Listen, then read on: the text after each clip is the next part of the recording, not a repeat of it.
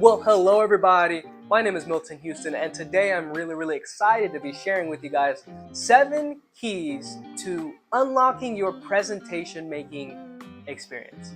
It's not usually the most gifted or the most talented or the most qualified person that gets the job, but it's honestly mostly the person who communicates the best. I know that it can be very difficult when it comes to communicating. And so I want to share with you guys 7 levels of communication. So with that being said, let's jump into it.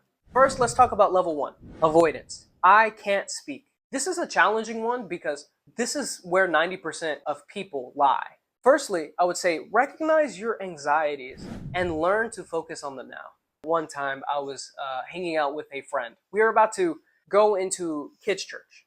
I was sitting there and it's like, okay, I'm ready to speak. I'm ready to go. I'm ready to share with these kids and add value to these kids. But I remember my friend, he was sitting there. He was struggling. He was starting to get anxious. Like, okay, I don't know what to do. I don't know what to do. I don't know what to do. I started to sit down with him and say, you know what? Let's talk about it. Let's think about it. Okay.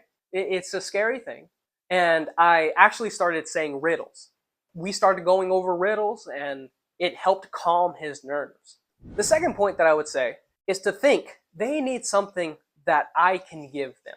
I have something that I can add to them, that I can give them that will make them better. That's the point with so many people, is that we can oftentimes underestimate how much value we truly have. We have an experience that somebody else can benefit from. And then the last point is to just remember that you are valuable. As you realize your own value, then it gives you the courage to be like, okay, if people are looking for what I have, then I can give to them something that is truly tremendous. Your life experience truly does matter. So remember, if you're trying to overcome the avoidance level, recognize that people can learn from you.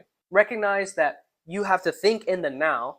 Recognize that you have something to give and that you are valuable. The second level is words. What do I say?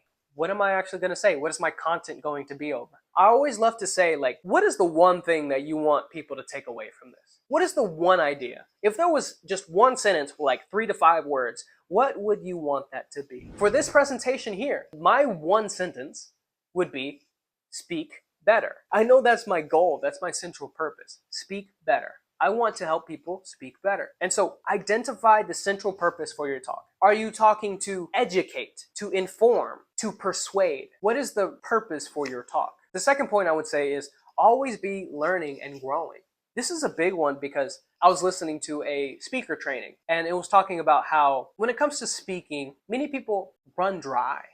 They have such great ideas at first, but they stop learning. They think that they figured it all out. Something that really impacts me, that I hope impacts you, is that you can't draw from an empty well. So you have to keep putting back in. You have to be learning yourself, applying yourself, and then giving that to other people. And finally, identify what you'd like for them to see, know, feel, and do. What do I want them to see?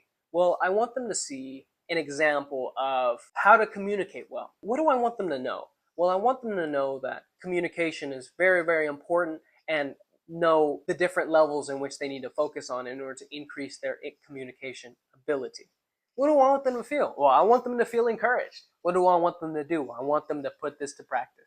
It's all about recognizing what do you want them to see, know, feel, and do. So with that being said, let's hit the next point, which is voice. How do I say it?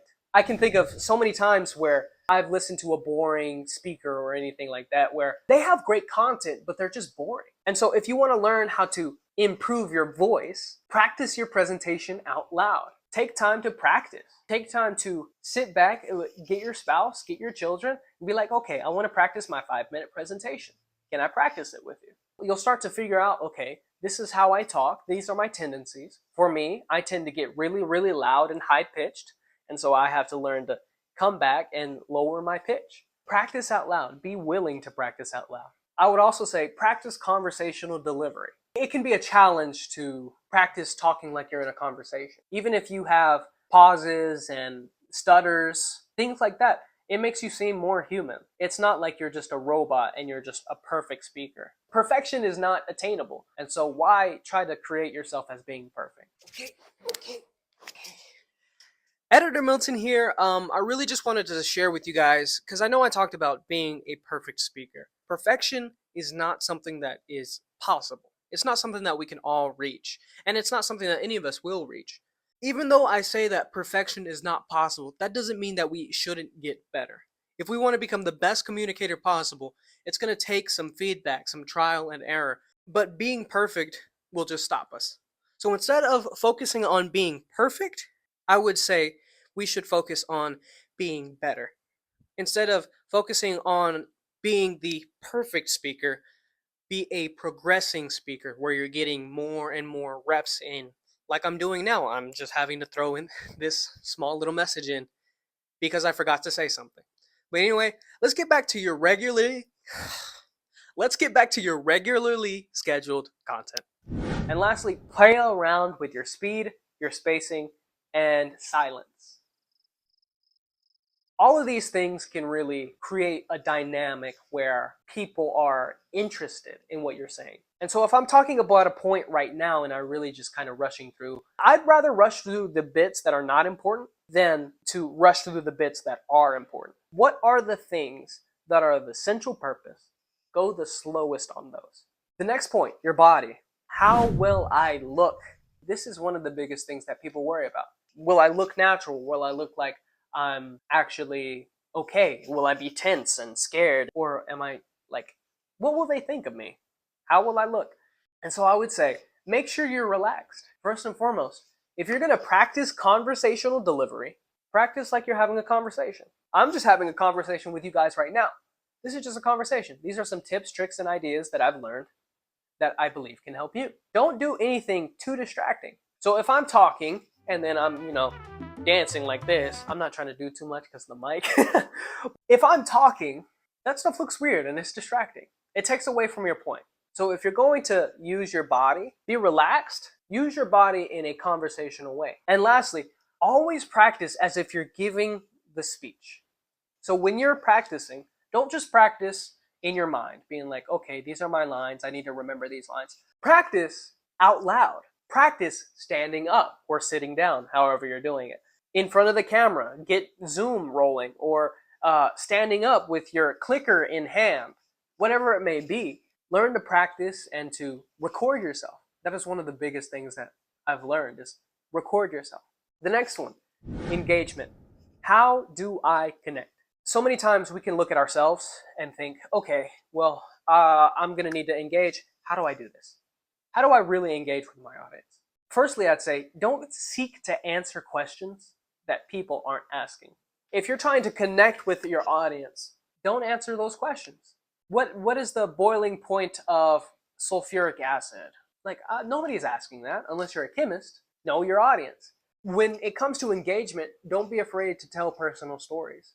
People love personal stories. People love testimony. People love hearing about your wins and your losses. And then also, this has really helped me a lot.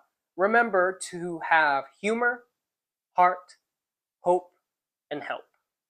Influence is our 6th level. And it basically says, how do I add value? First and foremost, it's studying your audience is a big thing. Studying who you're about to talk to really does matter. It matters so much knowing your audience, studying your audience, sitting back and thinking, what do they need? What are they thinking about right now? Who are they thinking about? What are they probably expecting from me? I would also say to talk about things that are relevant, that you're credible in, you have experience in. If I were to learn from someone who was a marriage counselor, I'm not going to be super inclined to listen to a marriage counselor that has been divorced 7 times. I want to learn from somebody who's credible, who has experience. Not only just knowledge about a thing, but experience in that thing. And so if you're going to be talking about something, talk about things that you've actually experienced that is relevant to them. For example, I've learned how to communicate. It's helped me in my life. I've learned these 7 levels and they've helped me. And so I believe that they can help you. And lastly, don't be afraid to take feedback, to ask for feedback, because that can be a challenging thing too. Asking for feedback, saying, okay, I need help, please help me. Help me figure this out. The 7th level to all of these levels is mastery. How do I get better? Because at the end of the day, there's no such thing as a perfect communicator. So we honestly have to continue to get better, and get better. 3 things that I love doing when it comes to getting better at communicating. Watching speakers that I enjoy. I always love to sit back and to watch speakers that I really, really like, that really captivate my senses, so to speak. Or whether it's a YouTube video that really just catches my eye, or it's a public speaker or a motivational speaker, a teacher, what are they doing that is really captivating to me? What are they doing that I like? How are they connecting with their audience? How are they connecting with me? And how can I use that? Secondly, I'd say ask for feedback. Feedback is such a big thing. When you're sitting back and you're like, oh, I don't know what else I need to work on. And record yourself. That is one of the biggest things that has really benefited me. Because I get to sit back and watch these videos that I'm creating for you guys now. I'm watching myself speak. I'm probably editing this video and I'm watching myself speak. And I'm probably writing down notes. What do I need to work on? What are the things that I can add? What are the things that I can subtract? What are the things that I should do more of? What are the things I should do less of? What are the things that I should stop doing altogether? And all of those things can really, really benefit your mastery of communication. So there you have it. Those are the 7 levels of communication. And I hope that this video has really added value to you. If you like the video, like the content, please feel free to share the content, to subscribe, to like. More than anything, please comment down below. Let me know your thoughts. Give me feedback. But hey, my name is Milton. Thank you guys for joining me today. And until we meet again, God bless.